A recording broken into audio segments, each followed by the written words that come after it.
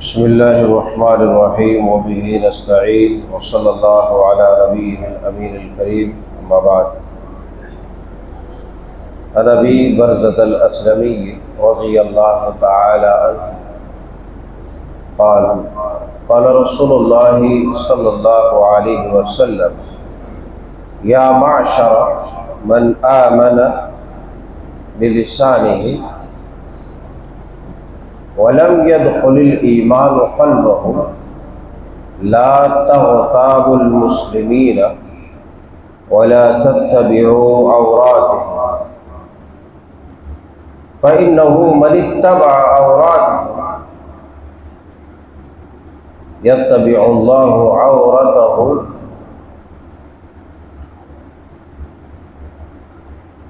وَمَنْ يَتَّبِعِ اللَّهُ ومن يتبع الله عورته يفزعه في بيته۔ رواه ابو داؤد في کتاب الادب۔ ابو داؤد شریف کتاب الادب کی حدیث مبارکہ ایک بہت بڑے جرم سے آپ علیہ السلام نے اپنے ماننے والوں کو متنبہ کیا ہے، روکا ہے۔ اسلام چاہتا ہے کہ اس کے ماننے والے ہمیشہ باوقار، باادب اور مہذب رہیں، اخلاق اور ادب کے دائرے میں ہمیشہ رہے۔ اسلام یہی چاہتا ہے، کبھی بھی اسلام کا ماننے والا مسلمان ذلیل نہ ہو، یہی اسلام چاہتا ہے۔ اسی لیے ہر محاذ پر چھوٹی سے چھوٹی بات اور چھوٹی سے چھوٹی خطا جس سے ایک مومن کے مومنانہ شان میں کوئی فرق پڑ سکتا ہے، شریعت نے اس سے آگاہ کیا۔ ہوتا کیا ہے، آدمی دوسروں کے چکر میں اپنے آپ کو ذلیل و رسوا کر لیتا ہے، اور عام دنوں میں اس طرح کی برائیوں میں مبتلا ہونا یہ تو خطرناک ہے ہی ہے، مگر رمضان المبارک کے اس مقدس مہینے میں اگر اس طرح کی برائیوں میں کوئی مبتلا ہوتا ہے تو اس کا ایک نہیں ڈبل نقصان ہوگا، وہ ڈبل نقصان کا مستحق ہوگا۔ حدیث پاک میں کون سی بات بتائی گئی ہے، ذرا ہم اسے پہلے دیکھ لیتے ہیں۔ حضرت ابو برزہ اسلمی رضی اللہ تعالیٰ عنہ بیان فرماتے ہیں کہ رسول اللہ صلی اللہ علیہ وسلم نے ارشاد فرمایا، کیا فرمایا؟ یا معشر من آمن بلسانہ، اے ان لوگوں کی جماعت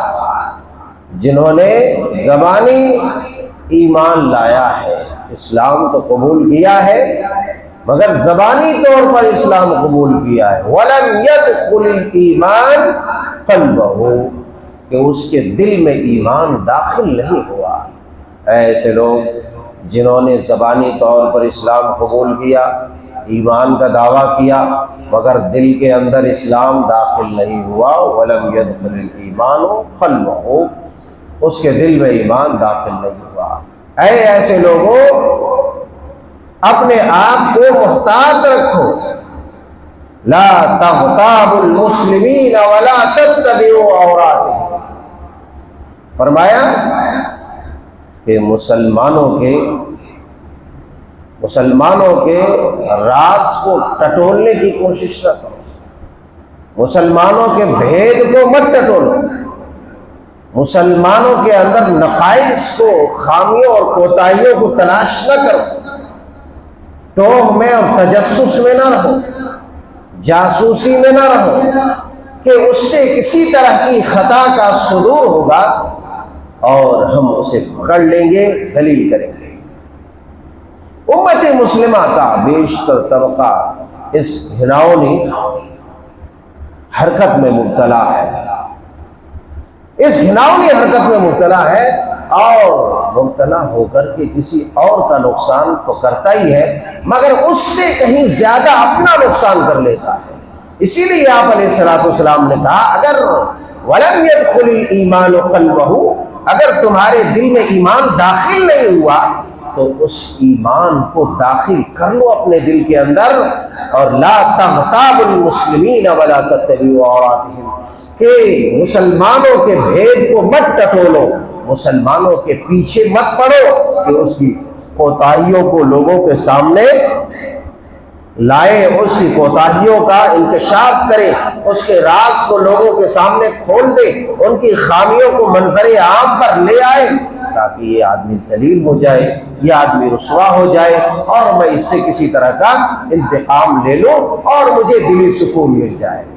حالانکہ کبھی بھی کسی بھی برے کام میں دلی تسکین حاصل نہیں ہوتی ہے، یہ انسانوں کی خام خیالی ہے، اور یہ ایک طرح کی غلط سوچ ہے جس سوچ میں مبتلا ہے، اس کا ظاہر و باطن انتہائی مفسد اور انتہائی بھیانک، انتہائی خراب ہے، جو پریشانی اور ذلت کے سوا کوئی چیز دینے والی ہے۔ اور فرمایا کسی کی عزت کے پیچھے نہ پڑو، فَإِنَّهُ مَنِ اتَّبَعَ عَوْرَاتِهِمْ، اور سنو،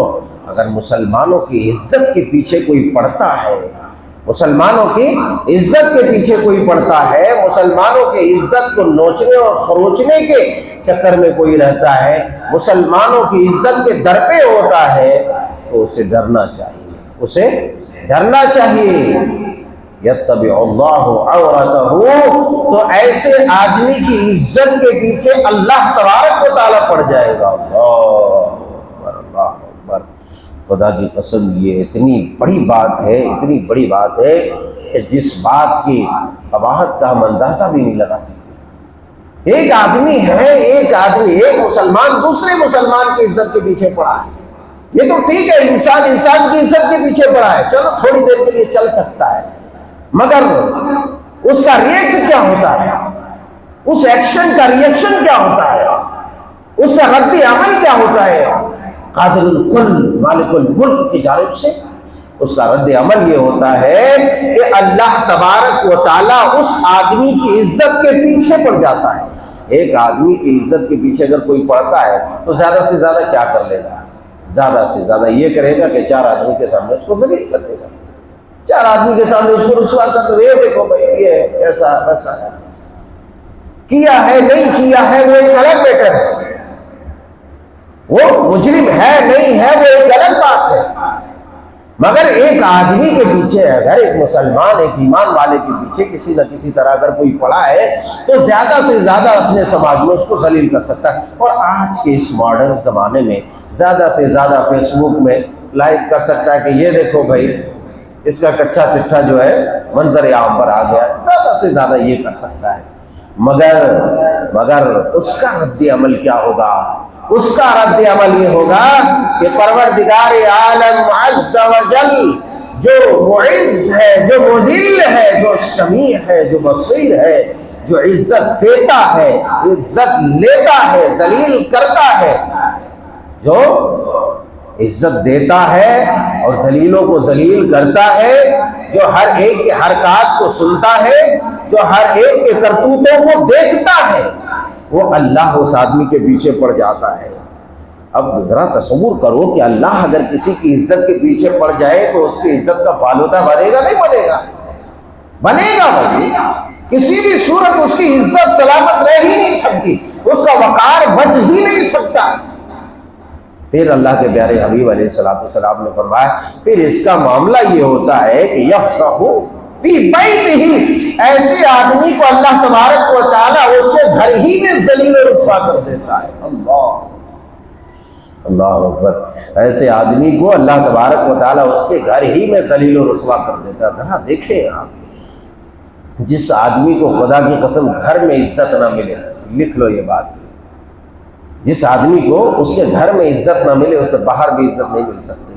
یہ زمانے کے مشاہدات اور تجربات ہیں اور یہ حقائق پر مبنی بات ہے۔ اگر آپ کے گھر میں آپ کو کوئی آدمی نہیں سمجھ رہا، باہر والا کتا سے بھی بدتر سمجھے گا، باہر والا گندے جانور سے بھی بدتر آپ کو سمجھے گا اور اس سے بھی برا ٹریٹ آپ کے ساتھ کرے گا۔ اس لیے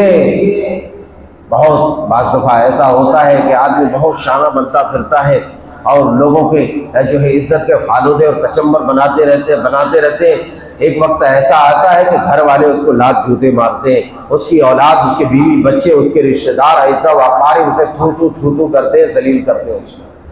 ہوا کیوں؟ ہوا یہ کہ اس آدمی کے پیچھے اللہ پڑ گیا ہے، اور جس آدمی کے پیچھے اللہ لگ جائے اس آدمی کو کوئی محفوظ نہیں کر سکتا، اس آدمی کو کوئی بچا ہی نہیں سکتا۔ اللہ اکبر۔ اسی لیے ڈرنا چاہیے، کسی بھی مومن کی عزت کے در پہ رہنا گویا کہ اپنے آپ کو ذلیل کرنا ہے، اپنے آپ کو رسوا کرنا ہے،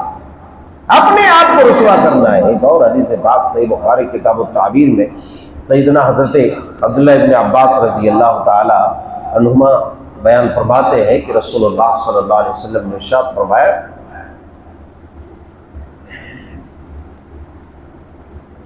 کہ جس آدمی نے کسی قوم کی، کسی انسان کی، کسی کے بھید کو، کسی کے راز کو سننے کی کوشش کی، کسی کے من استمع الى قومه وهم له کارہون، جس آدمی نے کسی کے بھید کو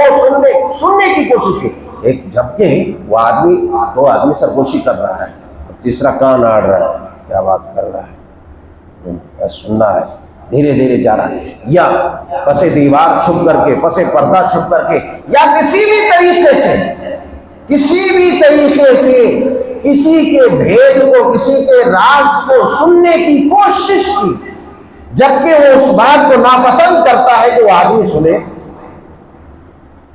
یا اس سے بھاگتا ہے، اور یفرون منہ، یا اس سے بھاگتا ہے کہ نہیں بھائی میری یہ بات کوئی نہ سنے، بس ہم دونوں کے بیچ ہی رہے، تیسرا اس میں کوئی حائل نہ ہو، تیسرا قوام میں ہڈی بن کے نہ آئے، تو ایسا آدمی اللہ کے پیارے حبیب علیہ السلام نے فرمایا صب فی اذنہ یوم القیامہ، اللہ تبارک و تعالیٰ قیامت کے دن ایسے آدمی کے کان میں شیشہ پگھلا کر کے ڈالے گا۔ شیشہ بولے تو یہ شیشہ نہیں، شیشہ ایک دھات ہے جو انتہائی مضبوط اور خطرناک کو چم جانے کے بعد ہوتی ہے۔ اللہ تبارک و تعالیٰ قیامت کے دن ایسے آدمی کے کان میں شیشہ پگھلا کر کے ڈالے گا۔ اب ذرا تصور کیجئے کہ شیشہ پگھلا کر کے کھولتا ہوا شیشہ اس کے کان میں ڈالے گا تو کتنا مزہ آئے گا۔ گرم گرم کان کھجلاتا ہے تب گرم گرم تھوڑا تیل کبھی ڈال دیتے ہیں گھر والے تو مزہ آتا ہے۔ اب وہ کھولتا ہوا جب ڈالے گا تو کتنا مزہ آئے گا۔ یہ تو آخرت میں عذاب ہے، مگر دنیا میں کیا ہے؟ دنیا میں اللہ تبارک و تعالیٰ کے پاک پیغمبر نے کہا کہ ایسے آدمی کو دنیا میں اللہ تبارک و تعالیٰ ذلیل کر دیتا ہے اپنے لوگوں میں، اور پھر جب اپنے لوگوں میں اسے ذلیل کر دے تو پھر باہر والے اسے انسان ہی نہیں جانور سے بھی بدتر سمجھتے۔ یہی وجہ ہے کہ اللہ تبارک و تعالیٰ نے فرمایا وَلَا يَغْتَبْ بَعْضُكُمْ بَعْضًا۔ دیکھو غیبت نہیں، چغلی نہیں، کسی کے پیچھے نہیں، یہ کبائر میں سے، بڑے گناہوں میں سے ہے۔ کسی کی عزت کے در پہ ہونا یہ بڑے گناہ میں سے ہے، کبائر میں ہے، اسے توبہ کے بغیر، بلکہ توبہ تو عام توبہ نہیں بلکہ جس آدمی کی عزت کا فالودہ نکالا ہے اس آدمی سے سچائی کے ساتھ اس سے جا کے معافی مانگے تبھی معاف ہو سکتا ہے، نہیں تو یوں ہی تھوڑی معاف ہو سکتا ہے۔ اسی لیے ہمارے روزوں کی حفاظت ایسے خباثتوں سے کرنا ہے تاکہ یہ جو دن بھر اور سکھا کے، زبان سکھا کے، حلق سکھا کے، پیٹ میں مروڑے پڑا کے، یہ سب پریشانیاں جھیل کر کے جو ہم گزار رہے ہیں، یہ اوقات کھپا رہے ہیں، یہ ہمارے کام آ جائے اور ہم لوگوں کے سامنے ذلیل ہونے سے بھی بچ جائے۔ خلاصہ کلام یہ ہے اللہ والوں کہ اللہ تبارک و تعالیٰ اس آدمی کو قیامت کے عذاب کے علاوہ دنیا میں ذلت و رسوائی کا ایسا عذاب دے گا کہ آدمی اسے دیکھ کے تھو تھو کرے گا، اس کے گھر میں اسے ذلیل کرے گا۔ کب؟ جب وہ کسی مسلمان کی عزت کے پیچھے پڑے گا، کسی مسلمان کی عزت کو جو ہے کچڑا کرنے کے جو ہے در پہ ہوگا، کسی مسلمان کی عزت کو نوچنے کے در پہ۔ اور ہمارے سماج میں یہ برائی نہیں سمجھی جاتی ہے، برائی نہیں سمجھی جا رہی، یہ برائی ہاں میں کوئی نماز پڑھنے والا غیر نمازی، کوئی روزے دار غیر روزے دار، اللہ نے جس کو محفوظ فرمایا اس کے سوا نہ جانے کتنے لوگ دن رات ایسی حرکتوں میں رہتے ہیں، تو بچنا چاہیے تاکہ ہمارے وہ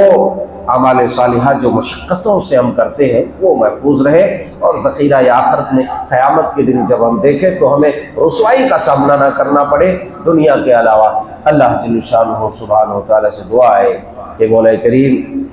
ہمیں ایک مسلمان دوسرے مسلمان کی عزت کی حفاظت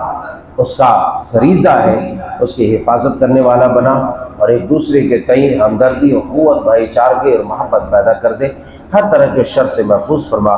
آمین تقبل یا رب العالمین۔